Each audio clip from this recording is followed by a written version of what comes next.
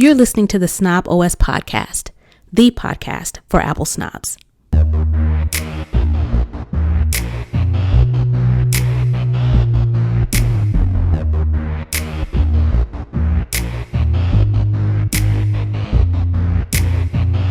Hey, this is Nica Montford, aka Tech Savvy Diva. And yo, this is Terrance Gaines, aka Brother Tech. And welcome to the Snob OS show, the show for Apple snobs. We talk all things Apple and then some. Welcome back, everybody, to this week's show. Thank you for tuning in and continuing to support the show.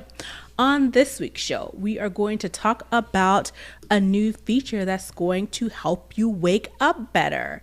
Also, the new Apple Card savings account, the high yield savings account, has a new rate hit. Also, Vision Pro is getting some positive shine. Also, a well-beloved Apple feature is now being available on Android. We'll talk about that. And also, we'll talk around the news around Rap's Hot Girl and one of the NBA's Splash Brothers. And rounding it out, we are going to talk tech tip of the week. Again, we definitely want to thank you for listening and or watching our show. We definitely want you to take a moment to go and rate and review.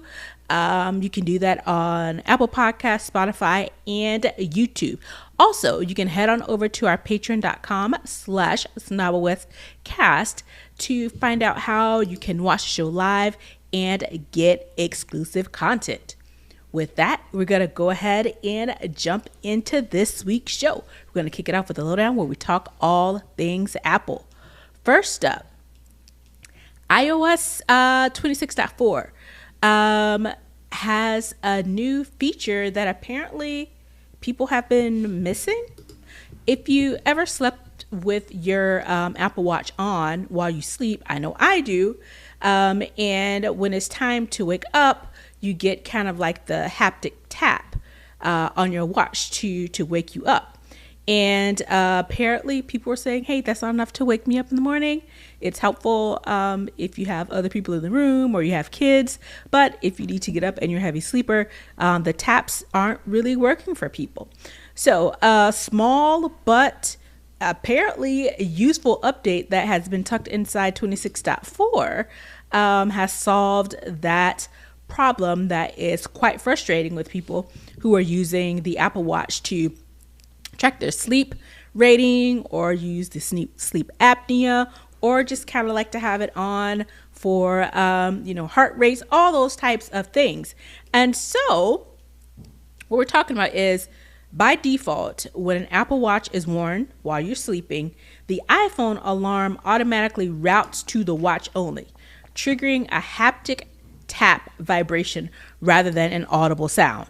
While I guess, like I said, it's good for children and partners, but if you sleep really heavy, it may not be good enough. So in iOS 26.4, it introduces a new toggle called Always Play on iPhone within the sleep schedule alarm settings. When it's enabled, the alarm will sound on both the iPhone and the Apple Watch simultaneously, regardless of whether the watch is being worn.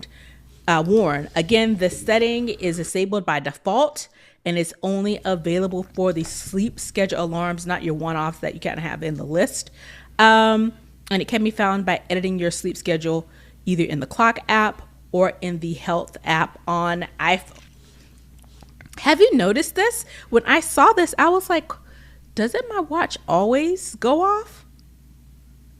Well, the problem is only your watch goes off. With this setting, now it goes off on your watch and on your phone. This works for people who have an iPhone who are also a heavy sleeper. Mm-hmm. I have a son who is a heavy sleeper, but he doesn't have a phone. He has a tablet. So he uses his watch, if we need to call him, mm-hmm. To send text messages. He can chit chat with his friends. And he also has a tablet. Mm-hmm. The problem with this, the reason why this won't work for my situation is because my son doesn't have a phone. So he doesn't mm-hmm. use his phone in nightstand mode, so on and so forth, right? Mm-hmm. So the way this works again if you live by yourself, or you not live by yourself, if you have a partner or you don't want to wake anybody else in your house, by default, if you have an alarm and you're wearing your watch to sleep, it only taps your watch. For people who that's not enough, this feature lets them also play the alarm on the phone, so it's going off on the watch and the phone. So that's the hook there for people who heavy sleepers, for people with sleep apnea, like all the things you mentioned. They may not wake up with just the watch tapping them on the wrist via the haptic feedback. Right. It does the haptic feedback on the watch, and it's the alarm on the phone, right? Again, the problem with that is not everybody has surprising to say, not everybody has a phone, so this may not come in handy if you don't have a phone, or you have a Mac, or you have an iPad. This won't work. But if you're like, most of us who use the watch and the phone simultaneously, this now gives you the option to ring the alarm in both spots, not just pick and choose based on if you're wearing your watch or not. So I was trying to look it up on mine because I know that my phone alarm does go off and my watch alarm does go off, but I don't think I turned this on. I thought it said it's on by default, or did it say it's off by default? That's what I was trying to alarm. It said the setting is disabled by default, but you can find it when editing your sleep schedule. So you got to go into the sleep settings and set an alarm that way to go to bed and to wake up. If you set the alarm within the sleep app, it'll give you the option to toggle on or off, always play on iPhone. So yeah, that's what I'm saying. So I have a sleep schedule. And you know what? I'm lying. So I know I use the sleep for the sleep score, and it knows when I go to bed. So that's why I'm pretty sure I have a sleep schedule. Well, do you have an alarm set within the sleep schedule? Yes. Okay, so you need to go check that. And then there with the alarm associated with the sleep schedule, you should have the option to always on iPhone. I see it now. I see alarm options. There you go. And it's toggled off. There you go. But I think what I'm hearing is the alarm that I have set on your phone. On my phone. Right. Okay, because I was like, this has always worked for me. I don't know what people are talking about. Yeah, it's not for one-offs. So you just can't set an alarm in your watch or in your phone and expect it to work. You've got to set the alarm in the sleep schedule. And why it works for me is because I have this alarm to go off every day. So that's why it's because I was like, I know I have a sleep schedule because I check my sleep score every morning, but I also hear the alarm on my watch. I have to turn it, I have to dismiss it on my watch, and I have to dismiss it on my phone. Okay. So yeah. So for people who don't have separate alarms set up like I do and was thinking, I don't know what people are talking about, mine works. Then yeah, if you want to make sure that you get this alarm on both your watch and your phone and you don't have a separate alarm, this is what you need to do. And there's just a little toggle button at the bottom that you turn it on. So yeah, I guess that makes sense. Taps don't really wake you up if you're a heavy sleeper. So yeah. So apparently people were complaining about it and Apple fixed it. So hopefully people will be much more happier. All right, next up, Apple cuts the interest rate for Apple Card saving accounts. Again, this is the first step and it probably won't be the last. So if you are an Apple Card savings account holder and you go into your wallet app, your interest rate that you originally signed up for, I want to say when we first got these things, the interest rate, the high yield interest rate was like 4.25, and it's been steadily on the decline. Well, apparently with the impending changes with Apple Card moving from MasterCard over to Chase, they are making some of these changes in anticipation of the switch. So Apple Card, the previous annual percent yield was 3.65%. Now it's down to 3.5% effective immediately. And if you go inside your Apple wallet and look under your savings account section, you will see that newest rate is. So I know there's been quite a few different things going on. The current Fed chair, Jerome Powell, this administration is trying to get rid of him because he's competent at his job and put in one of their people, which they have, I think, just today successfully done. The only thing is Jerome Powell won't be the Fed chair, but he will remain on the board. So it seems like it's a couple different things going on. Plus the way the economy is going right now, you know, they can't really, I guess, keep up. So I guess, I don't know, for me, I think I may need to go shopping for a new high yield savings account because, you know, it's now 3.5%, down from originally, I think it was like 4.25. Do you have another one? Or are you just going to rock with Apple until things kind of bounce back? I mean, for other accounts, joined accounts with the family, we have a high yield savings from another bank. I use the Apple savings for my own personal savings account for my little allowance that I get. I use Apple for that, which is no big deal. Just some place to hold some money when it's not being spent or when it's not being invested. People are rumoring that this is in anticipation to the switch from Goldman Sachs to Chase. But actually, according to the story 9 to 5 Mac, it says the change happens in response to the U.S. Reserve federal rate update.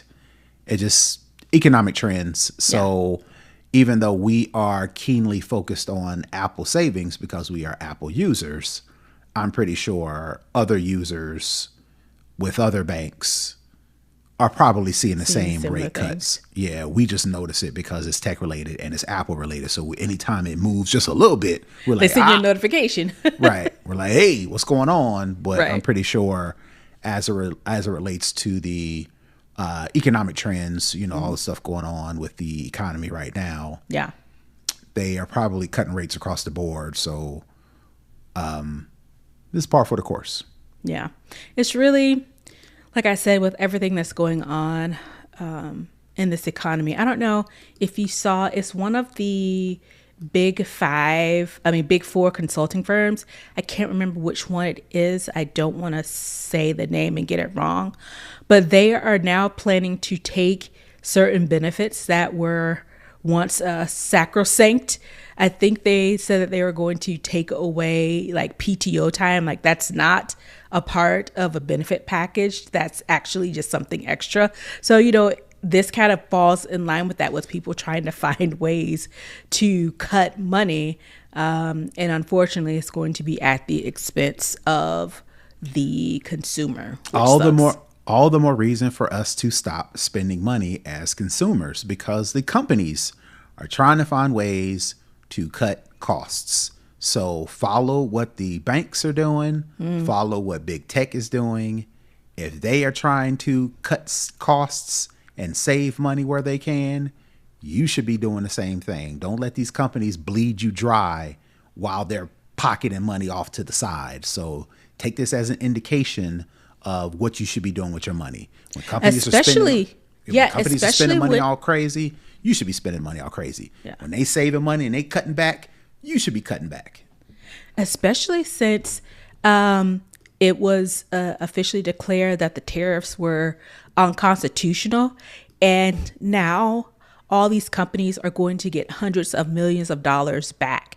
So it's one of those things where they're tightening their belt, but they're still selling you things. And while they were selling you the things that were at the higher rate, instead of that money coming back to the consumer, because of course these companies added the tariff increase to the customer, the company is getting that money back, but it's not being filtered down to the consumers. Because you better believe that even though I think I saw some company was supposed to get like $500 million back from the tariff fund, do you think that they are going to adjust their prices so that goes back to the consumer? Absolutely not. They're going to pocket that $500 million and say, ooh, our bottom line just got better. Look, investors, we're making you more money. So it's one of those things.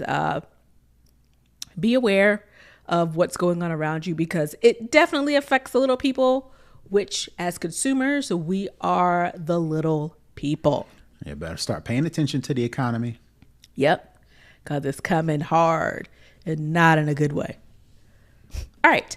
Next up, Apple Vision Pro. So they may not necessarily be flying off the shelves like um, we've seen other Apple products, and on this show, we kind of treat Apple Vision Pro like Cinderella. So we don't really treat her very well. But in this instance, Apple Vision Pro is showing up in a far more consequential space, and that's the operating room. A New York surgeon just performed cataract surgery using the spatial computing headset, and it raises a genuine, interesting question about where Vision Pro's real future actually lives. So, Dr. Eric Rosenberg of SiteMD became the first surgeon to perform cataract surgery using Apple Vision Pro back in October of 2025. And he has since completed hundreds of additional procedures using Scope XR, which is a surgical platform he co-developed that streams live 3D microscope feeds directly into the headset while overlaying preoperative diagnosis data. Also, this Scope XR supports real-time remote collaboration, allowing surgeons anywhere in the world to virtually join a procedure and view exactly what the operating surgeon sees, making specialist expertise accessible regardless of location. Now, we all know that the Apple Vision Pro is coming in at a whopping $3,500 for what many consider a bulky, not very attractive form factor. So I guess the question is, and I did see while I was getting ready for the show, that some people are saying that Vision Pro is on the way, as we know it, out the door, since it got the M5 upgrade chip. So the question is, I think you said this before, that the Vision Pro has a better enterprise uses rather than personal usage. I don't remember saying that, but I'll take it. Case in point, my family went to go get eye exams today. Mm-hmm. Where we go, which was surprising, the ophthalmologist was not there. She was doing it via telehealth. So we went into the room. They did the little basic blow the puffy thing in your ear, do their basic little pre-test. Mm-hmm. And then we went into the room. The lady clickety-clacked, called the doctor. The doctor showed up on the screen. The assistant put the big thing over my face. Mm-hmm.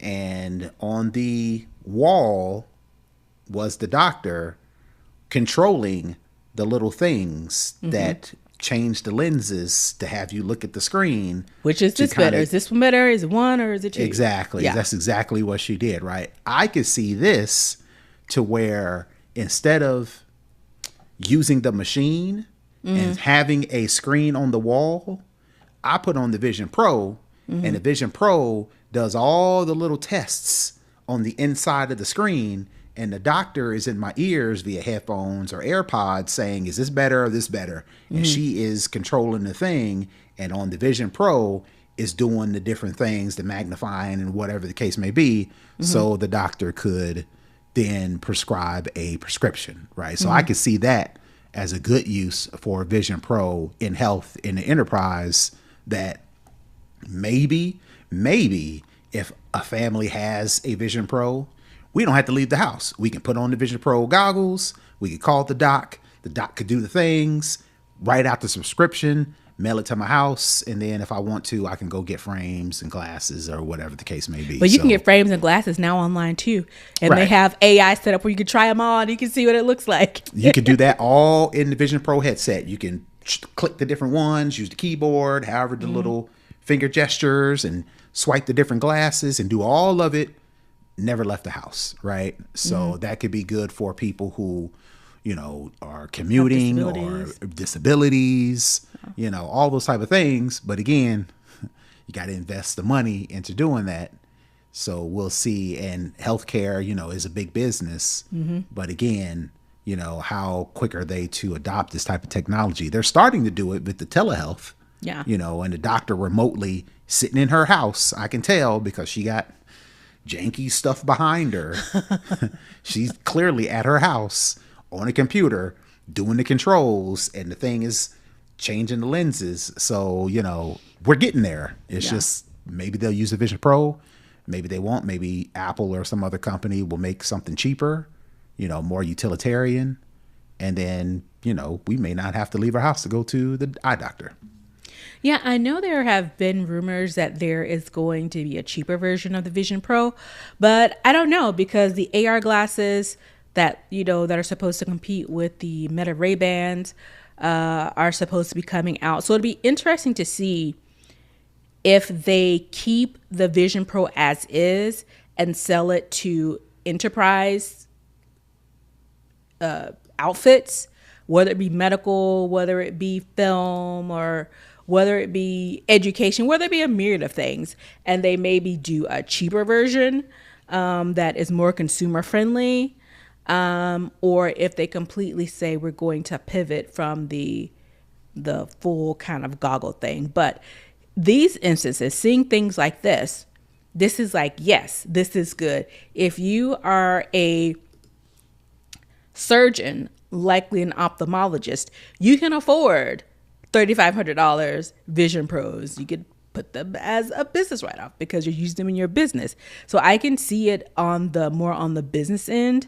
But because the $3,500 price point is just really, it's really for the average citizen, it's really too much. And even for tech heads, it's still like, yikes, $3,500 for something that you don't have wide adoption for through, a bunch of other products. You can only use it in very specific instances, especially since they haven't gotten the buy-in from, the sports arena and those types of entertainment things. Because I could really see, like, you could be at home watching your movie instead of, going to the movie theater. You can watch a movie at home through your Vision Pro and get the same type of experience because of the type of screen that you'll get to see in that immersive technology. So I guess it's one of those things where this is a good instance for Vision Pro. It's a very unique situation, but it worked nonetheless. All right, that's going to wrap up the lowdown. Let's head on over to Second String, where we talk all other tech. Now, this week's topic is a little Apple adjacent. So we always talk about the Apple ecosystem, and Apple has built its whole platform of kind of being exclusive, blue bubble versus green bubble, certain protocols that everyone else doesn't have. It's only in Apple, and, the continuity, and it just seems also seamless and also easy, but it's all behind the proverbial Apple velvet rope. But there are times when things kind of slip through, break through, cross over that velvet rope, so to speak. If you think RCS on messaging, and there's a new Apple feature, AirDrop, one of the, I guess, Apple's quietest but very useful, and people use it a lot. It now has a place on Android devices. So I'll say this, once we go through it, but keep this in mind. For when Apple does lift the veil and allow something to kind of go across that velvet rope, is it because Apple is generous?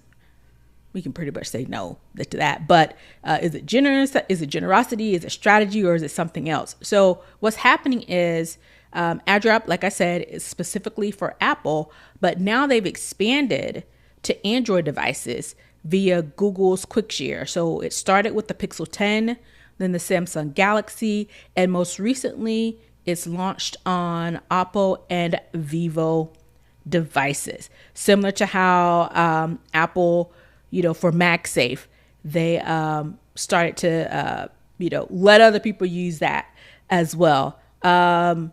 So like I said, I guess the question is, with, Apple opening the velvet rope for AirDrop, is it because Apple is being generous, or is it strategy, or is it just something else? Because again, this is one of the key components to the Apple ecosystem that they're now kind of opening the door to their competitors.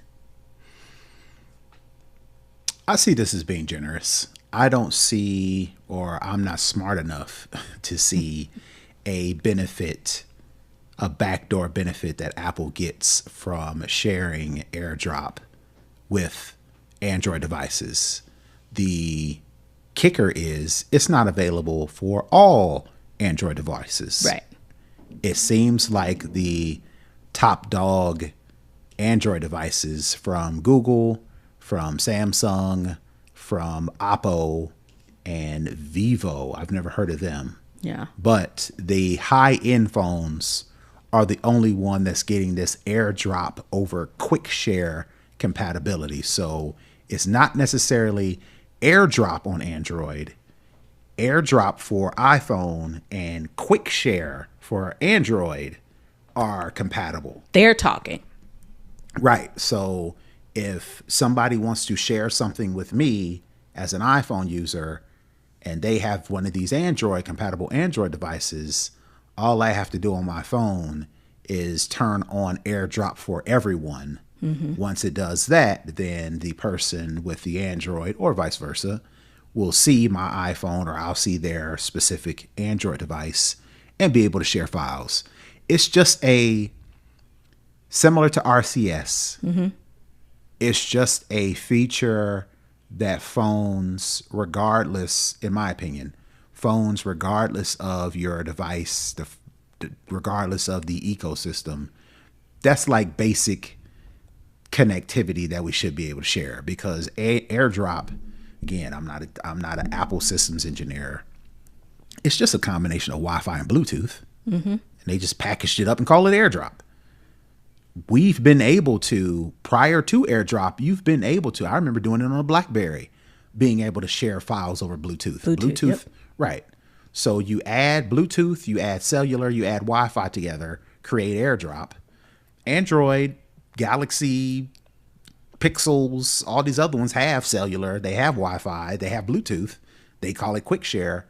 It just makes sense for them to be able to talk to each other. I can't think of any other reason outside of that.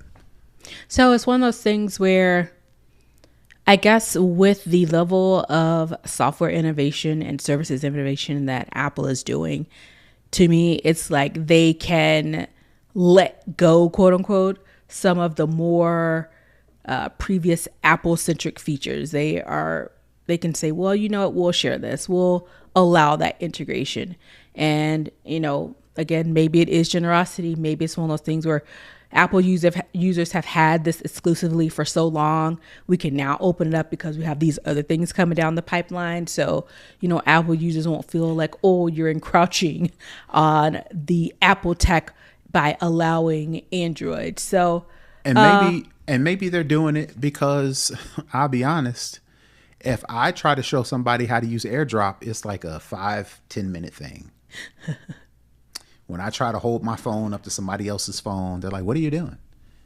Another iPhone. They're like, what are you doing? Oh, I'm doing the AirDrop. And like, oh, so then I got to show them how to swipe down from the right to get to their control center. Because they know they had it. Because they don't know they have it, right? So maybe Apple's looking at it as like, hey, this is an underutilized feature. Maybe we need to open it up to more devices so the feature can be utilized more frequently. Because I'm telling you, again, I'm a techie, so, I don't put it past myself to be up on the latest technology for something like this. Alternatively, or conversely, right, there are some people out there who don't know, that ain't never heard the words air and drop put together. So here I come trying to bump the phone, and they're like, man, what are you doing? So then I got to go through this whole spiel. I got to go through this whole spiel, and then, you got to hold it up there just right. You have to do it every time. And you got to kind of do it at an angle. So it's dope when it works. Right. So maybe Apple is like, hey, we need to make this more open so more people use it so it works. Yep.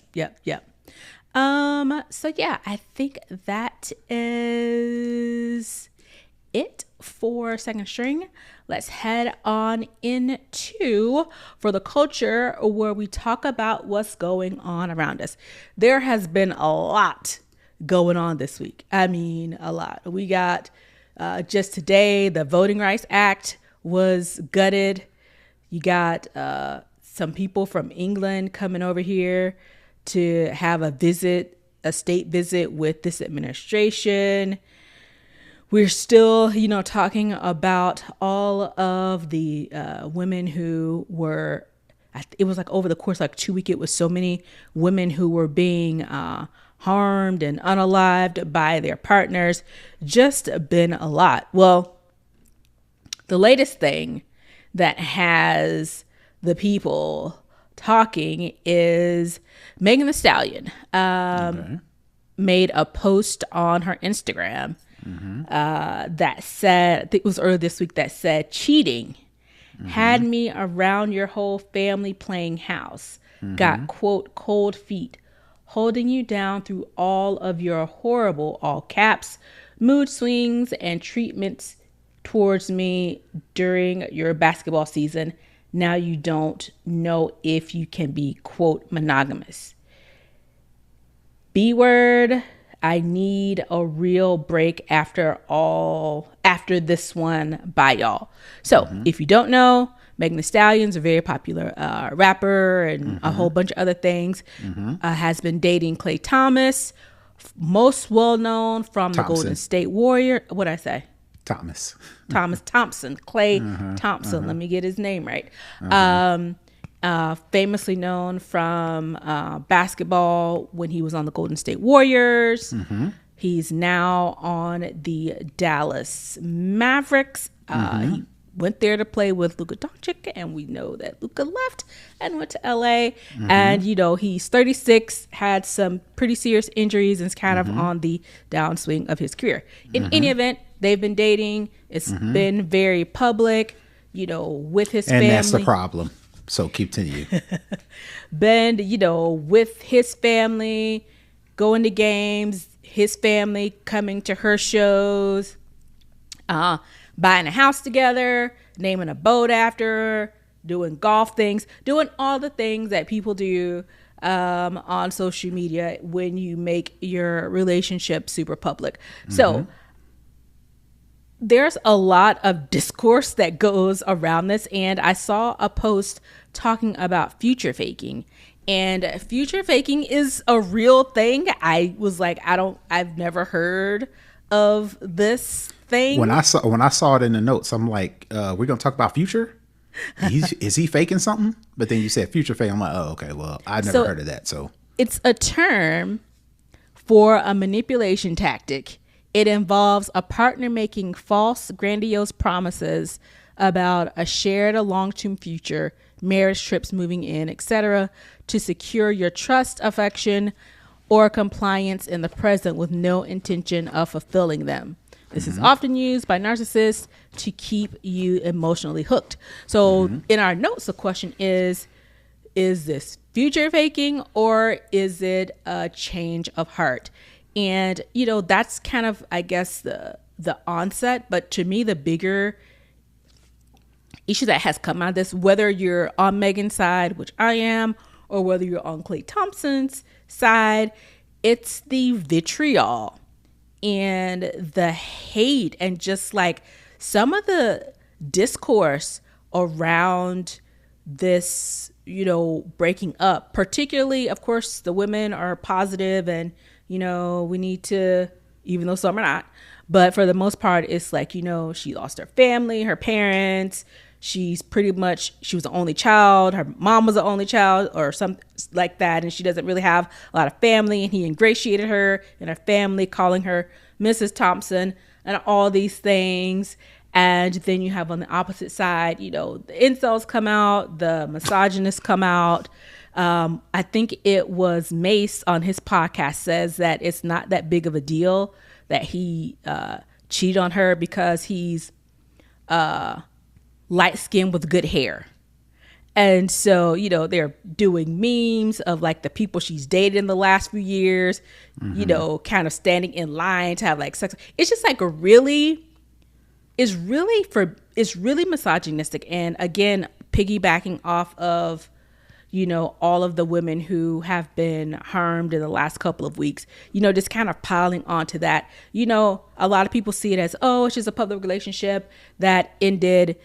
But for me, and I think a lot of other women, especially Black women, it's just like another thing that's kind of piled on top of the way that, women are treated in these relationships. So, it's one of those things where I don't know if he changed his mind or we don't know. This future faking. We don't know. What I do know is the discourse that's going on around it. And for me, that's the thing that causes me the most distress, is to see some of the comments and the way that some of these men are talking, not just about her, but just about women in general. That's the really disturbing part to me. That is par for the course. Unfortunately. These gender wars, whether it be the man's fault or the woman's fault, are amplified over social media, which is why I mentioned in the beginning, whether you are a celebrity or just a random old person, keep your business off social media. That's number one. Number two, we do not know what happened with their relationship outside of what Megan said as far as the quote or whatever the case may be. We were not in those rooms. We don't know what happened. We are just going off of what Megan Thee Stallion said because, again, both of them have been very, very public with their relationship.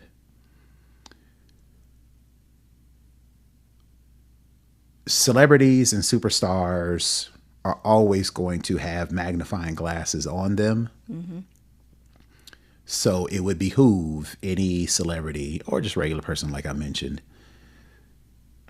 as it relates to relationships, tread lightly about what you share on the internet, right? We don't know what happened. I don't get the impression that Klay Thompson is going to respond, which may be a good thing because we want the vitriol to stop. Maybe it'd be a bad thing because if he does speak up, it'll provide a different outlook, or it'll just bring a different outlook, right? We don't know what was going on in their relationship. All we know is Megan Thee Stallion accused Klay Thompson of cheating, which, as an NBA player, not very far-fetched at all. And apparently he's cheated on all of his other girlfriends, all of his other famous ones too. Not very far-fetched at all. So why are people surprised about that?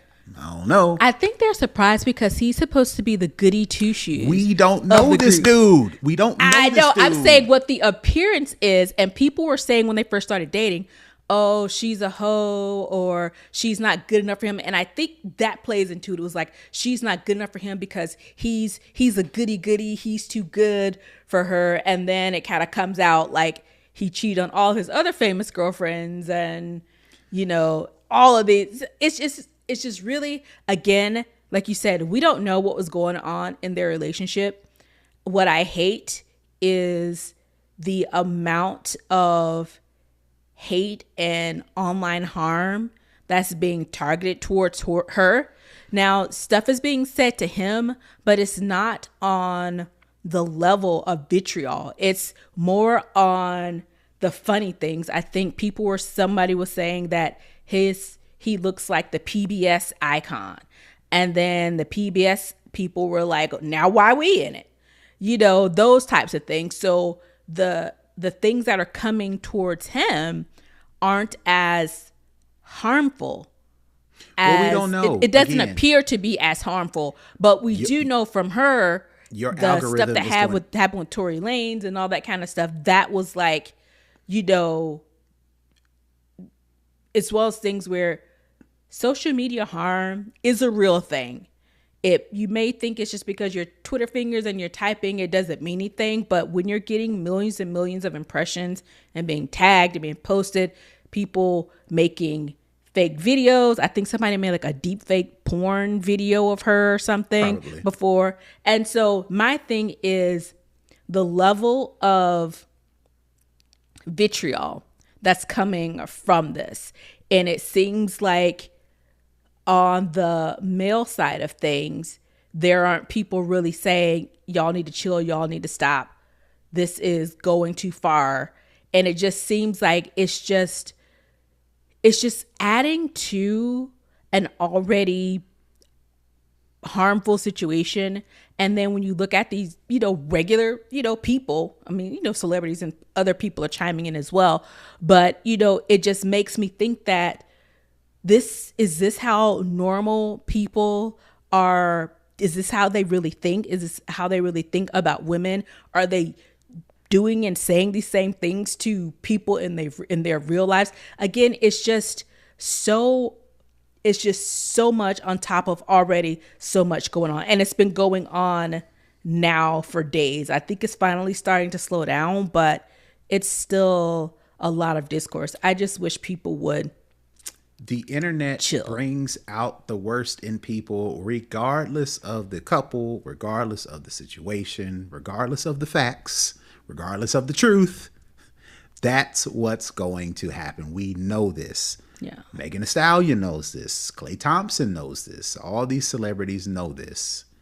And my advice to them would be, I know, I get it. You are a celebrity, you're an athlete, you're a superstar, you're a rapper. You use social media to expand your brand, to expand your reach, to reach or out just to your show fans. happy parts of your life, because they seemed what they saw, they seemed really happy. So sometimes you're just happy, you want to share nobody in your life. Nobody shares the bad things of their relationships. We don't know what kind of arguments they had. We don't know how they are as individuals in a relationship. We Behind don't know. closed doors. Yeah. We do not know. And in my opinion, it's better off that we don't know, because what people are going to do is just based off of what we can get out of them is where we're going to go. Again, I'm not making excuses. I'm not saying women, y'all need to do this because this is going to happen. I'm just saying in general, social media, the internet, specifically social media, is going to bring out the worst in people. Don't give them enough rope to hang yourself with. I mean, I don't know if that applies, but hopefully this is a lesson to them in particular, Megan Thee Stallion and Klay Thompson. Hopefully this is a learning thing for people in general, because there's regular people. I follow people on Facebook all the time, and you can tell when the relationship has gone south. Subtweets. Because the lady of the relationship, or she's like, oh, I'm working on me and self-care, and and then the guy is like, oh, I just want to make sure I'm the best dad possible if there's kids involved. When you see those coming, you can tell that this couple that was all lovey-dovey on the internet, every single post that they put had either both couples in or was related to the other couple. And then you can tell when the break happens, right? So people are going to take that break and are going to be like, ooh, what happened and whose fault it is, and point blame. And this happens for regular people on Facebook. So I know it is expounded by celebrities who are on social media. I just hope this is a lesson that just your sanity, keep your sanity and keep your relationship off the internet. My hope is that she is surrounded by some really great people, because all of this can be too much for even God's strongest soldiers. So I hope she, can take a break from social media so she doesn't have to see all this stuff, and can, find some sort of peace and make sure that she has plenty of security around her to ensure that she is safe in case someone tries to, God forbid, do something because people are weird and these parasocial relationships are nutty. So, with that being said, we're going to jump into the hookup for our tech tip of the week. All right. So I am trying to record and put together clips of my kids, specifically my son, is actively in sports right now. I'm trying to be iPhone native, but it is not working. The Clips app that Apple had is no longer being supported by Apple. iMovie, Really? yes, iMovie, you can still record on the iPhone. Let me rephrase. iMovie is still an iPhone app that you can use to put clips together, edit them, trim them, add music, add background, but it is severely limited, specifically when you want to record vertical video that's going to either stay on the phone or going to go into social media. I've tried and tried and tried. There is no real way using iMovie on the iPhone to record natively and edit native 9:16 vertical video. So I did some searching. CapCut is out there, but that is strictly social media. I'm not really trying to do it for social media sake because all the features with CapCut is all the things that people need to do for social media, green screens and all that. I ain't trying to do all that. I just want to take clips of my son doing dope things in sports, mash them together in vertical format, trim some things, rearrange the things, add some background music. None of the apps was working until I found Splice. Splice is a mobile-first video editor built for iPhone that gives you desktop-style editing power in the palm of your hand. It's used by professional content creators and influencers who need their videos to stand out on social media. Again, it's free to download, but it's also, if you want to pay for the extra features, which I did because it was valuable, I think it's like $10 a year to utilize this. And the reason why I like it, like I mentioned, because it's aspect ratio right up front. As soon as you start a project, it asks you, how do you want to record? Do you want to record in vertical 9:16, or do you want to record in horizontal 16? Not edit. Let me rephrase. Not record. Edit in 9:16 or 16:9. You choose your aspect ratio, gather the clips together, and it is super easy and super simple. I tried this. Again, I'm not going to recommend something that I ain't never tried before. I've actually tried it and real quickly edited together some highlights of my son playing basketball this past weekend. I was able to quickly rearrange the video, different clips. I was quickly to splice them together. I was able to add transitions. I was even able to add background music because another feature of the Splice app, it has a built-in music library that's much better than iMovie. If you go to iMovie and try to pick some background music, it is the worst. From 1993. Yeah, right. Splice does a good job of its own background library, but also it's very easy for you to import music. Of course, you're going to be copyrighted if you try to put it on social media. But if you're keeping it in your library, keeping it in your phone, or just sharing it with other people, device to device, you don't have to worry about copyright. So you can pull in your favorite music from Apple Music or wherever the case may be, put that in as a background, adjust the levels of the volume. It's a full-fledged video editor on your iPhone if you want to just keep personal videos, or if you want to actually share them on social media. Again, the benefit of it is it's very easy to edit in the aspect ratio that you want. So again, this is the Splice app on the iPhone. Like I mentioned, it's free to download. The $10 a month subscription is worth it. So that is my hookup for the week. I've had Splice for a really long time, and it's a really good app. I've never had any issues with it. And I will say that I did see the video that you posted, and your little guy got a nice little 3-point shot. Yeah, he didn't call glass. It hit off the backboard, but that's a inside, basketball joke for any basketball players. You got to call it if it hits off the glass. So that's what I was trying to do. I was trying to edit the videos because he always wants me to record the whole game. I ain't recording the whole game. I'm not Chief. doing the whole game. But what I will do is record when you have the ball, and if something happens, it happens. If it don't, it don't. Taking those clips to cut them down to when he did something is what I use the Splice app for. And it's It worked, no problems. So that is my recommendation. The Splice app, again, especially if you're trying to edit in 9:16, because not all apps do that. Nice. And with that, that's going to wrap up this week's show. Brother Tech, where can the people find you? Sure, you can find me all over the internet at Brother Tech. That's BROTHATECH. And you can find me at Tech Savvy Diva all over the interwebs as well. You can also find our show at Snobble West Cast as well on all the places. And to connect, to comment, to share, to support the show, you can head on over to snobblewest.com to get to snobblewestcast.com to get all of those details. And with that, we'll see you next week. Peace. Bye, everybody.